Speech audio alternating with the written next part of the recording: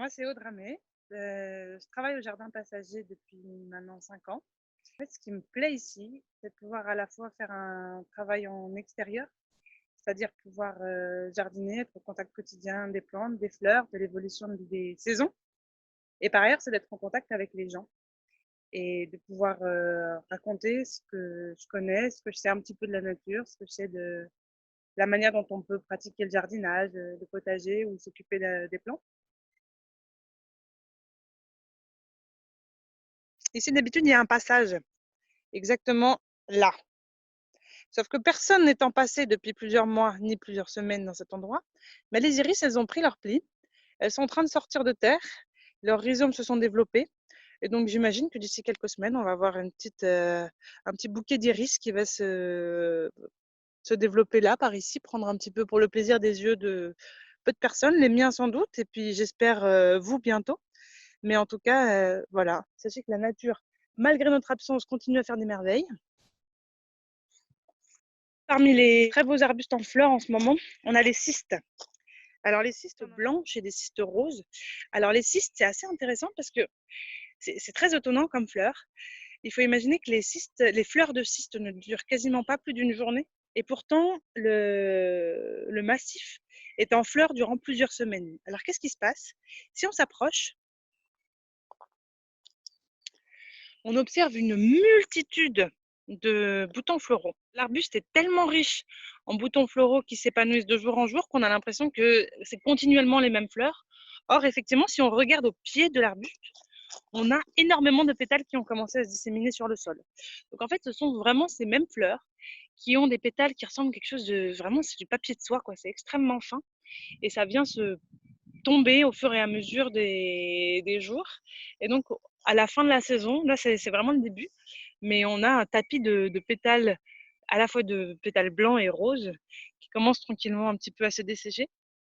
Mais c'est assez joli et c'est assez étonnant comme plante. Il y en a avec des roses un petit peu plus soutenues, comme celle-ci. Et généralement, ce sont des plantes, alors ne pas confondre, il y a une clématite qui est venue se loger au milieu parce qu'elle vient se mettre partout, c'est une grimpante.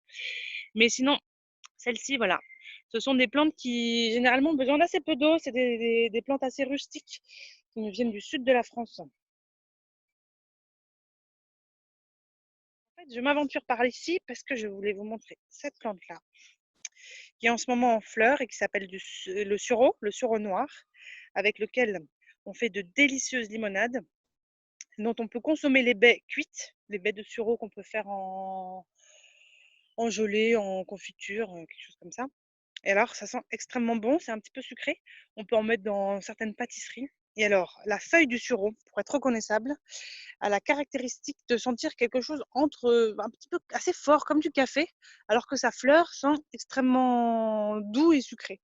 Donc le contraste est particulièrement étonnant. Et ensuite, un petit endroit qui m'amuse, parce que d'habitude, c'est un endroit qui est jardiné, c'est-à-dire qui est entrepris par des groupes. Et alors là, la main jardinière n'a pas eu le temps d'intervenir. Et alors la nature a repris le dessus et on a un bosquet de calendula qui s'est installé. Et alors là, on a vraiment des calendulas qui se sont répandus et qu'on a laissé se répandre bien volontiers et qui sont en ce moment très investis par tout un certain nombre de petits insectes qui viennent s'y nourrir. On a la consoude, qui est de cette plante qui est vivace par ses racines, c'est-à-dire qu'elle, d'une année sur l'autre, elle repousse au même endroit par des racines qui sont extrêmement tenaces, c'est-à-dire que ce sont des racines qui sont fortes, qui sont pivotantes, c'est-à-dire qui forment un pivot, comme une longue carotte à un même endroit et qui sont assez vigoureuses. Et alors la consoude, c'est extrêmement intéressant à plein d'égards au jardin. On peut s'en servir pour faire du purin. Elle a des propriétés qui permettent la décomposition au compost qui sont extrêmement intéressantes. Et le purin de consoude, il peut notamment renforcer les plantes durant leur croissance. Parce que comme son nom l'indique, c'est une plante donc consoude qu'on utilise en pharmacopée également, qu'on utilise pour faire des plantes, pour ressouder les tissus de la peau, cicatriser. Voilà. Et ça nous arrive même de pouvoir s'en nourrir. Alors on peut faire des beignets avec ces jeunes pousses. Et là, vous voyez un certain nombre de bourdons qui viennent la visiter. Il y a beaucoup d'insectes qui viennent se rendre dans les petites clochettes qui forment les fleurs de la consoude. Et il y a un petit papillon qui nous rend visite.